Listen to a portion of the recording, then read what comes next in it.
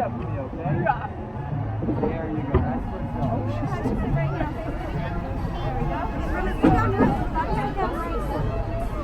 Okay, but sit down right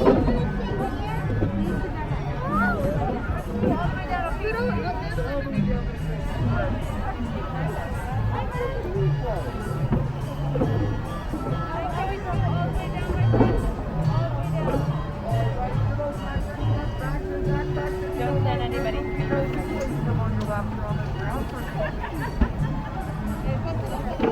And for those of my friends on my dog side, make sure we're keeping an eye on those hands on your fingers, keeping them away from the dogs at all times. Perfect balance. Look at you guys. Excellent job. And away we go, waiting to our good friend Brianna on the dock as we go. We're going to the we're going to be eaten by a whale. My cheeks. Next is Hello, my friends, and welcome aboard the Flora. My name is Blake, and I will be your captain and lead storyteller aboard today's journey to Storybook Land. For your safety, please remain seated, keeping those hands, arms, feet, and legs inside the boat at all times. And parents, please make sure to supervise your children as well as children. Make sure to supervise your parents as we do not want any unexpected turns in today's journey. Wow, most stories begin by turning the page to some of books. Our story today begins by entering the mouth of Monstro the whale. I'm not saying whale is swallowed Pinocchio, but do not fear, my friends, as he will not be digesting us today. He is rather transporting us to the magical world of Storybook Land. More than enough, thank you. If you thought Monstro the whale was scary, prepare to look to your left where we can find the cave of the big bad wolf. But do not fear for those three little pigs as they are just across the way. One in a house made of straw, one in a house made of sticks, and one in a house you guessed it's made of guaranteed wolf-proof bricks. All around the corner on our left, we can find the flaming whistle and some of Alice from Alice in Wonderland. One day Alice decided to follow that white rabbit down the rabbit hole all the way to Wonderland, where things only became curiouser and curiouser. And if Wonderland is not your cup of tea, then we can look over to our right, or we can find London Park over with Peter Pan, Wesley, Michael, and John traveling through all the way to Neverland with the help of a little bit of pixie dust from our good friend Tinkerbell. On the head we can find the enchanted world of Agrabah, home of a street rat named Aladdin and Princess Jasmine.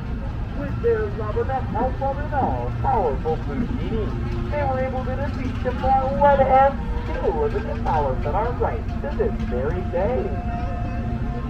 But prepare yourself, my friends, as things are about to get romantic, as we are now passing under the rosy twinkling archways of which Aladdin and Jasmine flew over sideways and under on a magic party ride to a whole new world.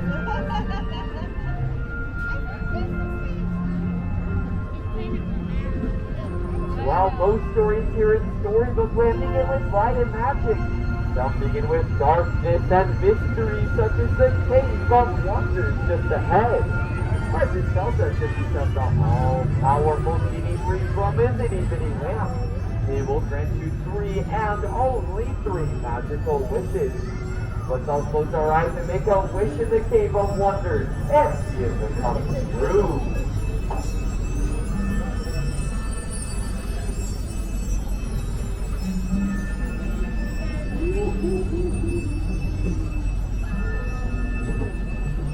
Snow White wished to escape from the grasp of the evil queen.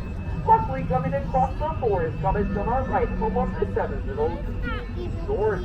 We can even see their lineup above where they whistle while they work.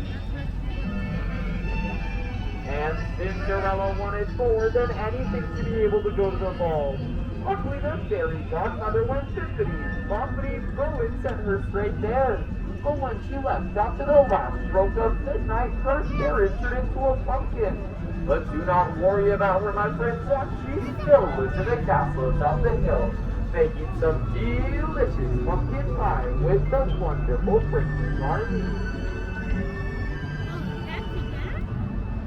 In fact, we dreamers here in Storybook Land love the most wondrous of things, such as the quilted of flowers on our left from the 1933 Silly Symphony, Lullaby Land. Some of you may even be asking yourself the question, wait, how could you possibly keep all of these friends so small? Well, I have just the answer for you.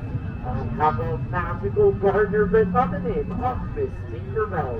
She comes at night and sprinkles her pixie dust all over the plants to make sure they never grow up. Walt Disney was a huge fan of this ride in particular because it inspires a lot of storytellers such as yourself. And speaking of storytellers, right up on our left, one of our friends, right as Mr. Toad. But I am so sorry, my friend Toad. Unfortunately, Mr. Toad is not currently home right now, as he's up just across the way in Fantasyland on a wild ride. Nowhere in particular. From beyond it all, we can find Arendelle, home of the one, the only Princess Anna.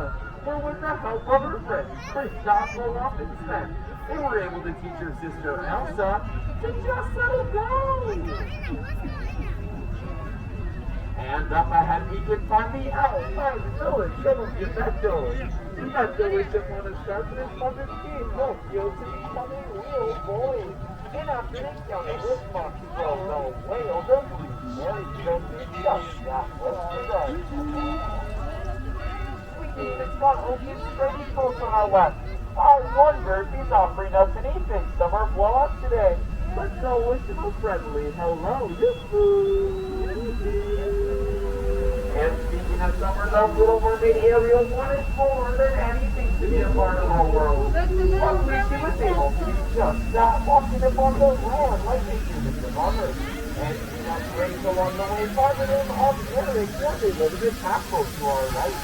Now, my friends, all stories must have a beginning, and our good friend Ariel's beginning is on our left in the underwater SeaWorld of Atlantica, home of Sebastian, Flounder, and Kitty Spicy. But alas, my friends, has now come the time for giving you farewell.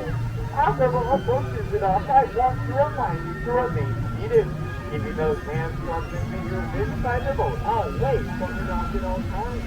And on behalf of all of us here at the Storybook Land Canal Boats, we wish you a wonderful rest of your day here at the Disneyland Resort. A safe travel home, and most importantly, a happily ever after. Thank you, Blake. Thank you so much. I appreciate it. Thank you. Thanks, guys. I appreciate it. Alrighty, my friends. One more,